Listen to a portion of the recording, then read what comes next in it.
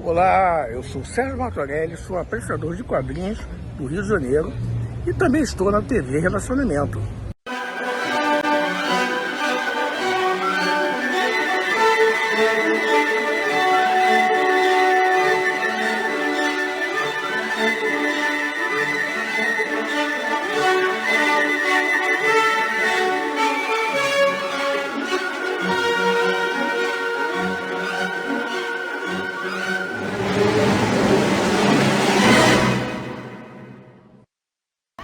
Olá, internautas! Iniciamos mais um programa Quadrinhos para Quadrados e Redondos e hoje eu estou muito feliz porque é uma pessoa que eu sempre sonhei em conhecer pessoalmente, né? Sou um admirador muito grande dele desde quando eu era garoto e hoje temos aí a honra de falar com o Shima, Júlio Shimamoto.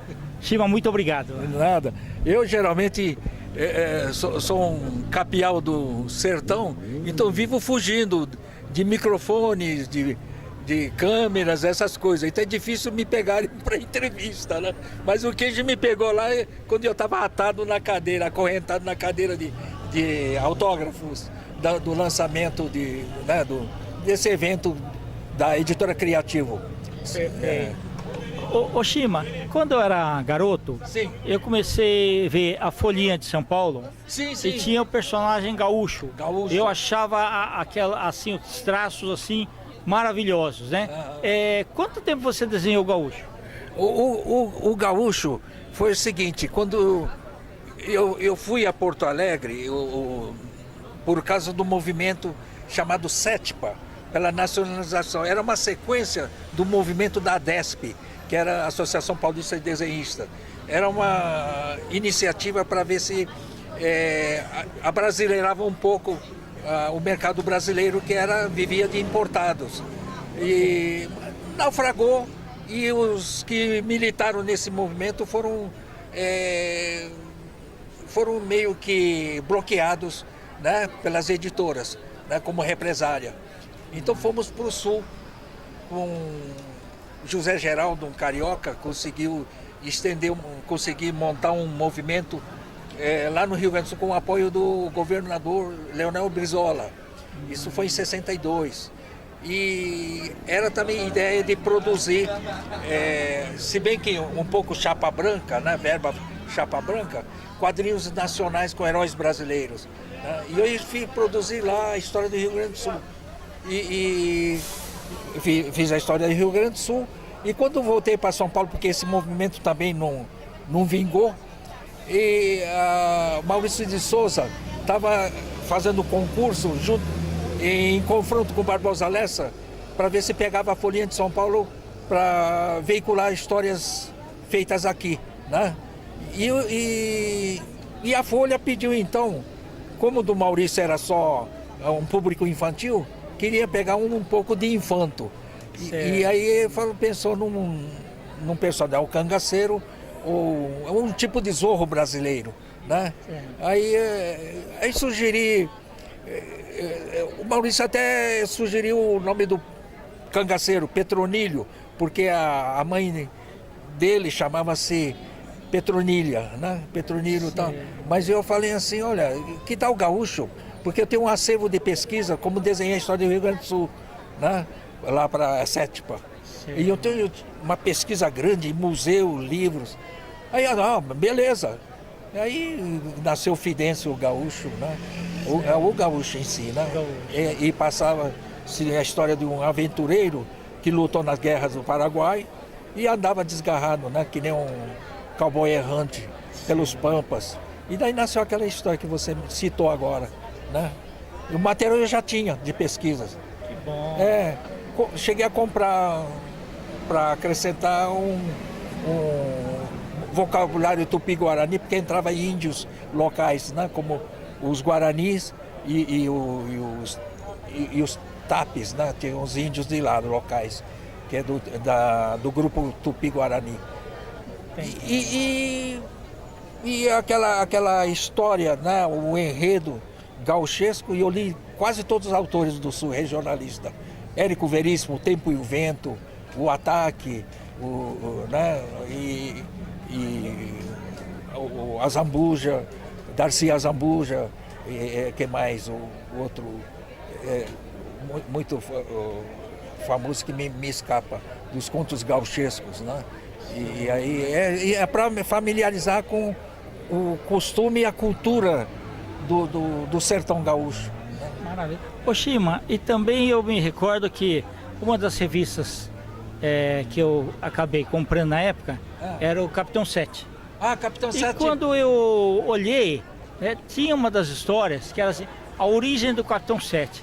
Eu olhei assim, desenhos muito bonitos e tal, e fui ver, será que tem o nome do desenhista? E tinha o seu nome lá. Como é que foi essa história? A história é o seguinte, esse personagem já existia na televisão, Canal 7, né? Por isso que o Capitão 7 é alusão a essa marca, né? Do Canal 7. E o Cortez me chamou falando assim, eu preciso que pelo menos o primeiro número seja feito por você. E eu tenho uma recomendação, é meio dirigido essa encomenda. O personagem tem que parecer Flash Gordon, né? E ele me emprestou aquelas da Ebal, cadernões grandes, do Alex Raymond, né? Para Netamongo, todas aquelas coisas, para eu ficar olhando a característica do Flash Gordon. Então o Capitão 7 que tem lá parece primo do Capitão 7 do Alex, os Flash Gordon do Alex Raymond. Tá, perfeito. E eu feito era loiro, né? Também, isso, com topete. Certo. E feito isso, a minha obrigação era fazer a história inaugural, o início do Capitão 7.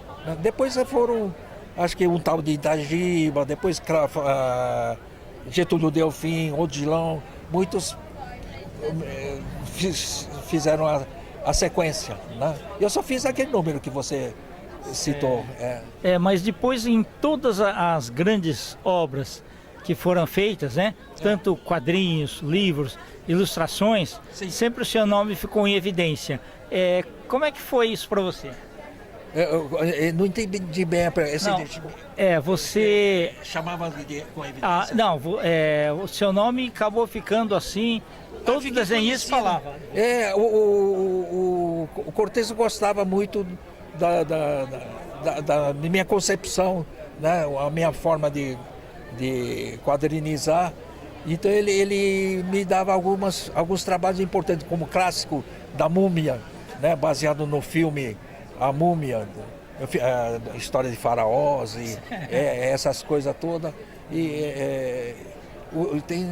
Desenhei vários clássicos, outro Retrato do Dorian Gray.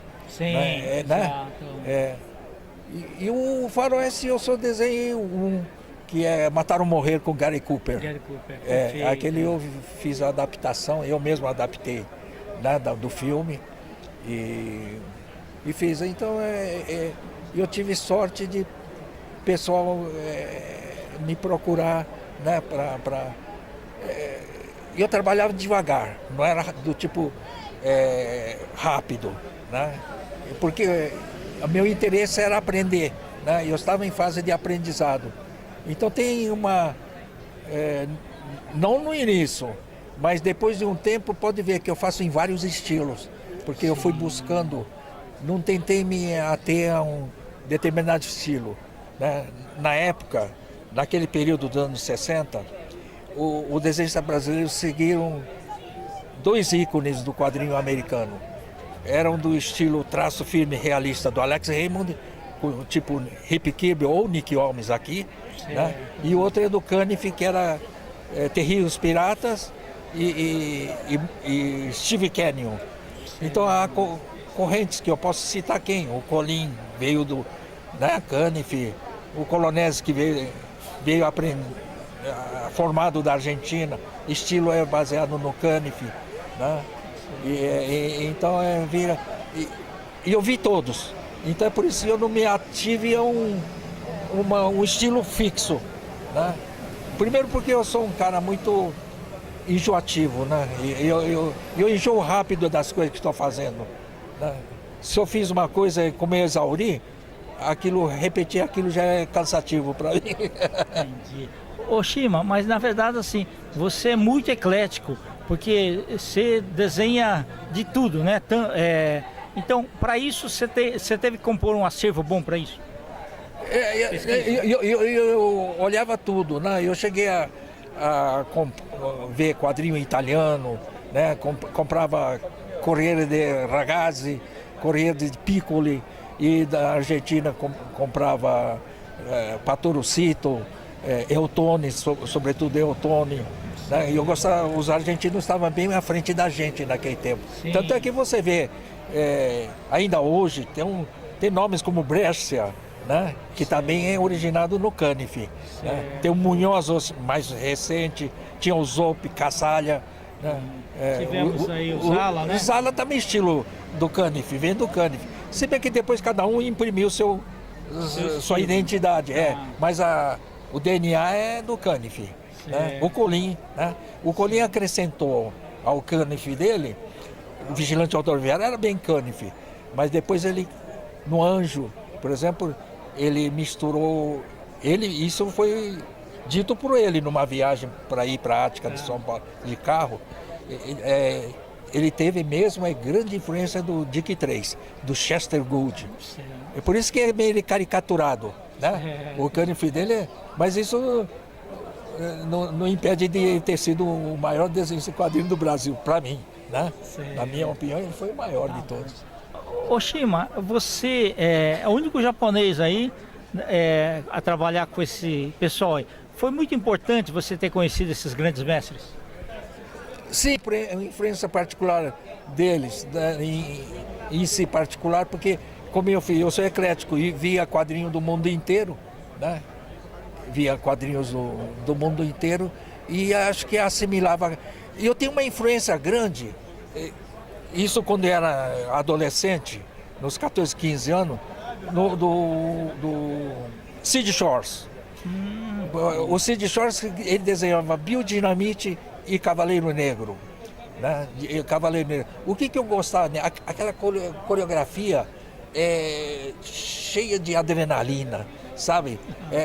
Aquela coreografia de um soco era dado como se tivesse dado com um coice de cavalo. Com tantos pesos. Certa vez eu vi um documentário do grande boxeador do passado, Joy Lois, né? Ele disse que o soco dele pesava 96 quilos. O impacto era de pouca distância, né? Então 96. Então essa coisa de dinamismo é a preocupação primeira minha. Isso você pode notar nos desenhos de samurai e tal. Se é no terror, as pessoas assustadas são espamódicos, né? Eles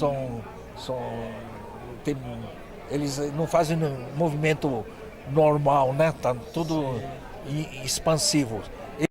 É a coreografia da violência, né? História de samurai me permite muito isso, né? Oshima, e primeira vez que pediram para você desenhar terror, que impacto você teve? O negócio da história do terror já não é muito até batido isso. Quando a história de terror que a La Selva publicava, vinha dos Estados Unidos. E com aquela lei de perseguição contra histórias violentas nos Estados Unidos, eu esqueci o nome do senador, macartismo, né? Isso. Por causa do macartismo, proibiu essas histórias violentas, né? Que estavam... Mexia com a índole da criança, né? Aquela violência toda, tinha medo que formatasse a cabeça da criança americana e proibiu-se. E aí a editora do Brasil ficou sem material. E por que era um dos materiais que mais vendia nessas editoras tirando a Ebal Abril, que era editora de elite, essas do chamado editoras do Brás, né? Que eram meio clandestinas, se parece clandestino, comia pelos quintais, né, pelos fundos. Era com essas histórias de terror. E vendia pra caramba. Tanto é que quando Outubro tentou fazer não, tinha que fazer História Nacional de Terror, aí o nosso campo ficou aberto, né? Só tinha campo para História de Terror mesmo. E tem um fator principal. O brasileiro é um povo supersticioso. se você contar uma história sobrenatural, você acredita, como eu até acredito. Diz que tinha um cara viajando pela Via Dutra, uma loira pedia carona, ele dava carona, depois ele olhava, continuava conversando, quando olhava ainda não estava mais. Esse é um caso que aconteceu uns tempos atrás, né? Saía nos jornais, como tipo chupacabra. O brasileiro vai direto, sabe? Acredita mesmo. Onde eu nasci, a história de lobisomem, papa-figo, essas coisas eram naturais, Kendi, né? Essas histórias eram corriqueiras e a gente acreditava, né? Ô Shima, e as histórias de samurai, como é que você começou? Não, isso vem de família. A vovó dizia que a gente descia de samurai, papai também, né? Ele, tanto é que quando ele veio com as espadas da família no Alfândega de Santo e tomaram vinha de família. Foram vassalos do Oda Nobunaga, o Shogun Oda Nobunaga, antes do Tokugawa. Né? Antes do Tokugawa teve o que era general dele, do Oda Nobunaga, né? Me fugiu o nome agora, mas ele foi vassalo deles e tem o emblema da nossa família, né? Tanto que no lápide do papai tem o emblema da nossa família. A minha mãe que fez questão de colocar lá, né? E então essas 3 espadas que veio, o comprido, o companheiro, que você luta em ambiente fechado, e harakiri né? Pequeno, né? E essas 3 espadas foram tomadas como arma branca lá em Santos. Alguém fez fortuna com aquilo, né? Sim, entendi. Então daí essa coisa aí de saga de samurais encheram minha cabeça com minha avó, que era do tipo assim, muito orgulhosa dela. Minha mãe já não. Minha mãe também, da linha colateral, é da família Oishi, do Oishi Kuranosuke. Mas o Oishi Kuranosuke não deixou herdeiro. O filho dele de 20 também fez harakiri. Né? Então é Oishi lateral, né? Não tem a linha daquele famoso, né? 47 samurais. Mas é da mesma família dele. E então minha mãe falava assim que não pode ficar se gabando dessas heranças, essas hereditariedade, porque muitos imigrantes que vieram do Japão são pessoas simples que vieram para cá. E você não tem que ostentar, e também a gente não está com, né, não herdou nenhuma grandeza daquele tempo. Estamos todos falidos, somos rolim comum, né? Camponês igual qualquer outro, no meio dos caipiras brasileiros, né? Então isso daí até vão debochar de você se ficar falando dessa. Até evitava falar nisso, mas entre família, minha avó, o meu pai vivia gabando dessa linhagem, né? Dessa linhagem, né? Dessa linhagem. A minha avó fala, não somos qualquer porcaria não sei o que, né? Vivia sendo camponesa, né, no Brasil. Que tem a honra, né? O Japão preserva um pouco dessa. Lá no cemitério da Jabaquara não, do Pinheiros, tem os parentes da minha mulher, né? Os Kawaguchi. E andando lá no meio, eu vi um sepulcro todo de mármore marrom, né? E tinha uma lápide com um monte. Aquele deve ter sido um samurai, né? Ancestral, porque eu vi o Kamon da família, né? Ali não lembro nem quem era, né? Não guardei não. E vem disso. Legal. Ô Shima, e depois aí você foi desenhando com afinco bastante, assim, com grande produção, até quando? Isso foi nos anos 80 com Grafipar, né? Grafipar, porque o BVEC também foi desacelerando, né? Mas eu fiz muito tanto para Pesadelo como para Espectro, né? E eles tinham também uma segunda linha de revista Sobrenatural, né? Aquela faz uma fase bem produtiva. Depois fui para produzir muito. Aquilo foi até meio comercialmente. comecei a sentir que eu estava num caminho meio perigoso, esse fazer fácil, fazia rápido, chegar a fazer 8, 10 páginas por dia. E minha avó já tinha dito uma vez, numa daquelas coisas que ela traz da cultura dela, que quando as coisas ficam muito fáceis é porque você está morrendo. Fala assim. E o pessoal diz que é mesmo, quando você já é muito experiente, já está velho, tudo é fácil, né? E é no fim da jornada mesmo, né? Imagina. Então é por isso, Kenji, que eu continuo ainda hoje tentando bolar técnicas novas, sabe? Para tirar esse espantalho de que quando está fácil você...